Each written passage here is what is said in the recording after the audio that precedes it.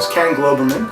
I come from New York. I think a lot of people imagine that I'm going to talk about the pitch. But to me it's analogous to, you're looking for a job, it's how to write a resume. And that's fine, and you need to know it.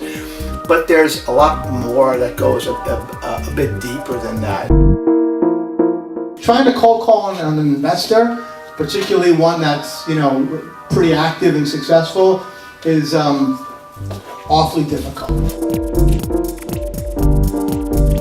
And I think a lot of people fail to understand even how investors are set up, what motivates them, is that person sitting across the table from you actually giving money to you out of their pocket, or is it money on behalf of somebody else? Is it money from some public fund? Is it money from a bunch of wealthy people?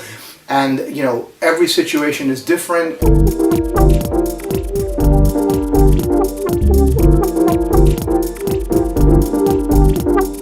When you're talking about the smaller the company, the more early stage the company is, you start to have real estimation problems, and it becomes actually virtually impossible, very difficult to use the standard valuation techniques.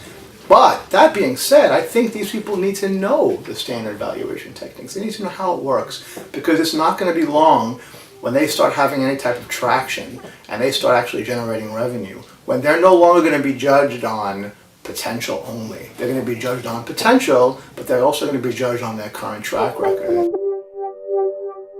Credibility, reliability, intimacy, and then divided by self-orientation. What kind of business do you aspire to be? A big element of corporate finance is appropriately assessing the risk factor.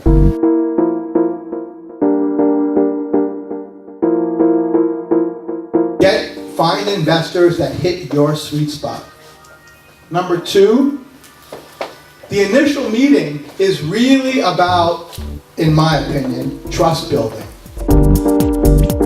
So someone who's egotistical, not credible, unreliable, and has no intimacy skills is probably not going to be a good advisor for you. So the trust equation works both ways. They're assessing you from a relationship perspective, and you're assessing them from a trust and trusted advisor perspective. My dad actually had a really good quote. I never thought about it this way. He said, if you want to get into venture capital, you really are the kind of person that likes to have an adventure.